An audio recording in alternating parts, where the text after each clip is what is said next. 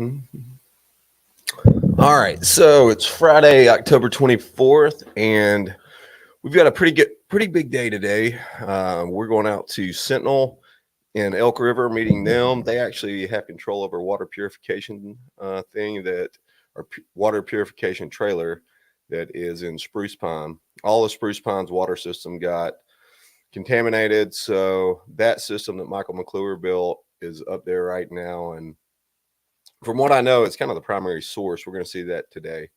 And then I don't know if you saw on WNC Strong the Bible that we posted Wednesday. We found that in a river down in Flat Creek. Our Austin and Brian found it. And we posted it. The next morning, the son reached out to us. And he said it was his father's, and him and his mom passed during the storm. And the funeral's actually today. So we're going to go there and give him the Bible before the funeral, talk to him a little bit. He wants to tell the story. So we're just going to see what he has to say. This is William McGuire. Me and him met, 2 weeks ago? Yeah. Well, we started talking 2 weeks ago. Yeah. And I told y'all I was looking for crowdfunding. And I had mentioned it on here a million times that I was wanting a crowdfund or how to crowdfund, and I had no idea if anybody had an idea on how to crowdfund. And then last Monday, we were in Swannanoa, and we had talked about it a little bit, and I was just like, dude, are we going to do this crowdfund or what? He's like, yeah, what do you want to do? And so I kind of rolled it by, and he's like, I love it. Let's do it. And he's like, well, my friend's coming in from California, and he just so happened to be one of the founders of WeFunder, and he's landing at 8:30 tonight. So Justin came, he landed, met us at my house. We stayed in the basement for 2 different nights, talked about it. And as of last night, we have the structure of the funds, I think. We do. And we have the actual plan. There was so much came together yesterday in an hour's time. I had a dream Thursday morning about how to save the beer industry. And I woke up and it was so vivid. I went and wrote it down and texted the gentleman that was in the dream. And then yesterday about 3, me and him got on a phone call. He's like, I love this idea. And he's with one of the biggest beer distributors in NC. So that idea and this new design that Austin came up with all the rivers in North Carolina for a logo on a map, that led to, man, we can take this same idea across every industry that fuels the WNC economy and basically fund these businesses with America for the next 2 years for as long as we want to, as long as we can keep in the spotlight, which is the whole point of the plan that we're coming up with. We can hold these companies up until they can get reestablished, until they can start, the tourism comes back and they can start making a profit once again. And it'll be without really being a loan. The way that it'll be set up, we'll just be able to, of course, we can't do it for the wrong reasons. We have to make sure that the money's going for the right reasons. But it's going to be a really neat process. And really, we signed up 2 more industries last night, the coffee industry and then the boutique industry.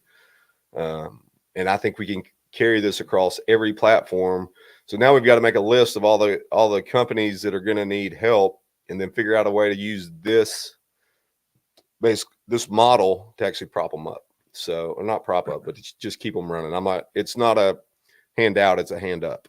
So I'm gonna let William talk about his background, what he does, and then just how we're gonna do this fund if he wants to talk about that, or he can just tell you about his kids. I don't know. Go ahead, William. Appreciate that.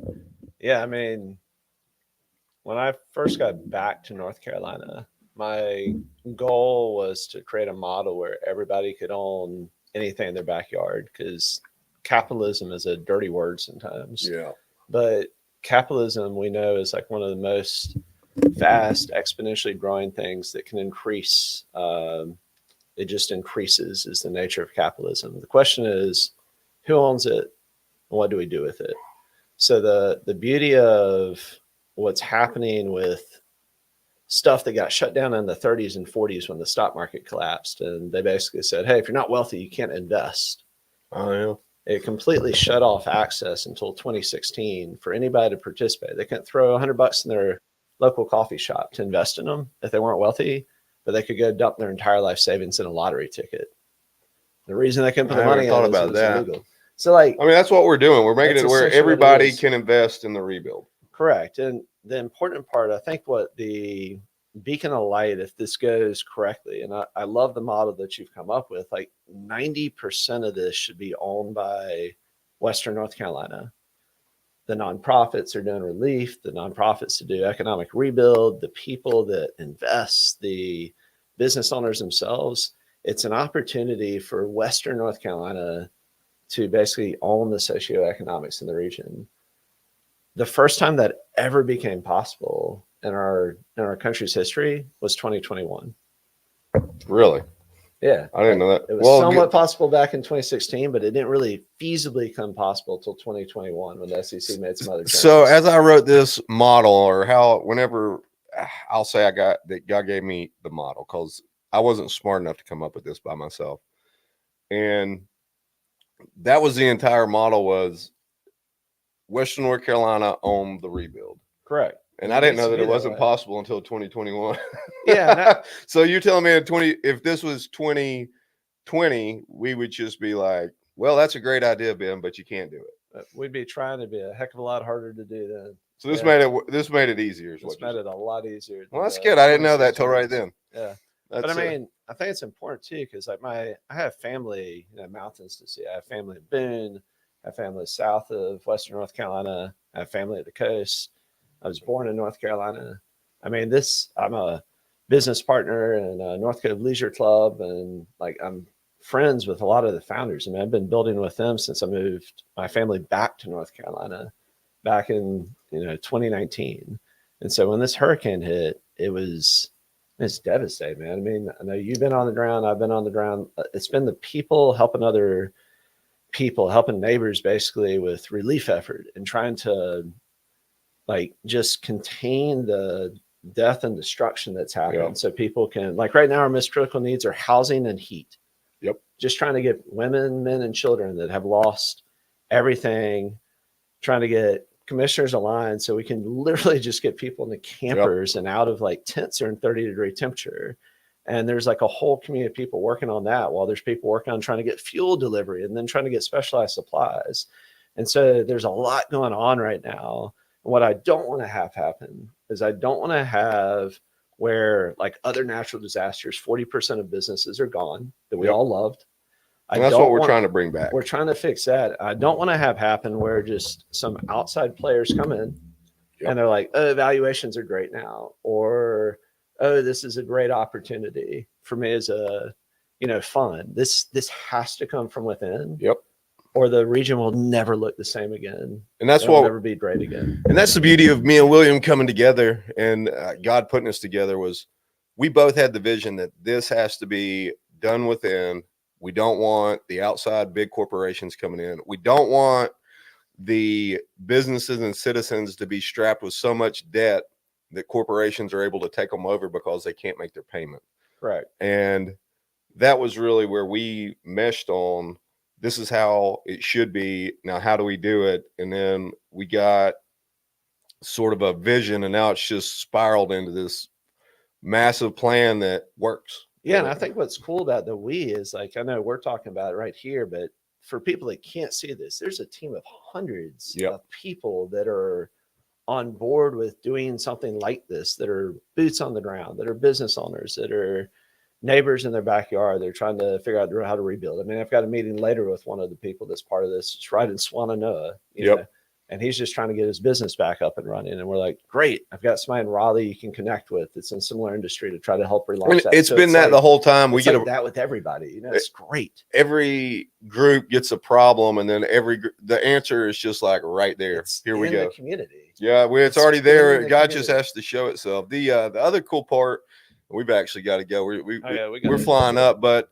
the cool part with William and me meeting, I'm a land developer, and if I was going to make this plan, or if I was going to make a plan originally, I would have only considered housing, and that's the biggest need right now. So that should be considered first. Immediate, yeah.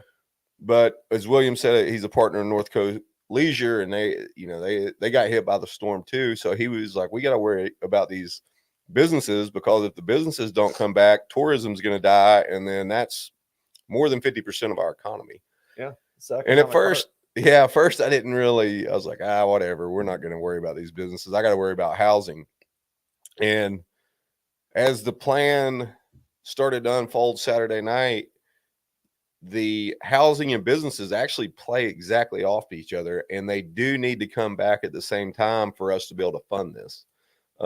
Really, you can't have one without the other, and we've got to have both of them to make this work. So, we've been out talking in the community, and I did find if I go talk to someone worried about housing, I can't bring up Main Street, because they're like, we don't care about Main Street. We only care about housing. That's the most important thing.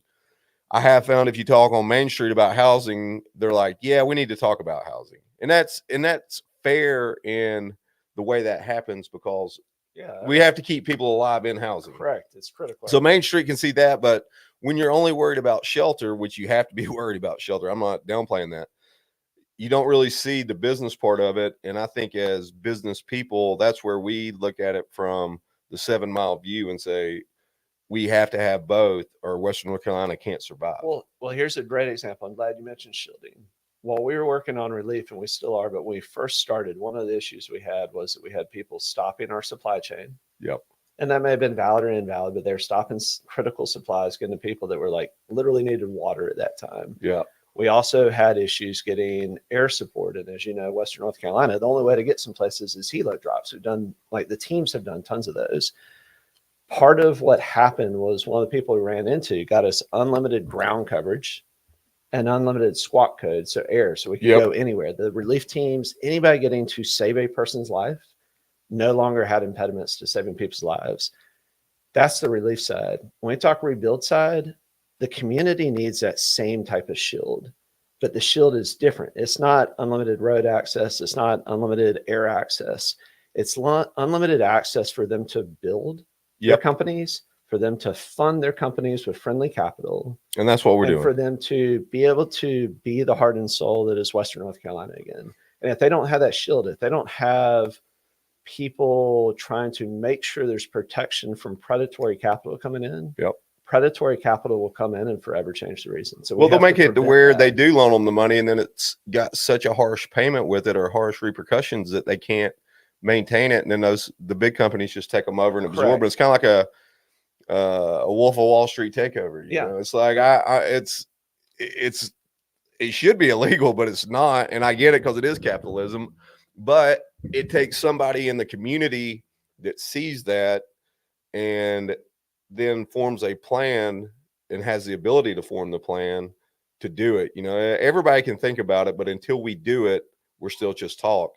And we are going to do. I mean, we're doing it now. This week, I mean, the stuff that's came out of this week, we're rolling, man. And the beauty is, I mean, there's some players who provide in the first part. You've got Mountain BizWorks, who's across the entire region. They've already got their with Golden Leaf business owners for up to 100 employees can apply for up to $100,000, and that's meant as like a bridge. They also have a smaller grant as part of that, but that's like a bridge to potential larger dollars, potential additional friendly capital come in. And I see that kind of being the role that the collective community cares about Western North Carolina, and the bigger dollars that we're going after too will provide as that shielding, so those business owners can get back to what you were talking about earlier, which is the economic rebuild. Yeah. And that's what we're after. We've got to go. We're going up to Elk River to see Sentinel. Y'all know I don't drink anymore, but I am taking them 2 of my bottles of bourbon. They, they've been working hard, and they said they like bourbon, so I'm going to take them a little bit. And then we're going to Asheville to meet that family. And then we'll be back here. We've got a long weekend.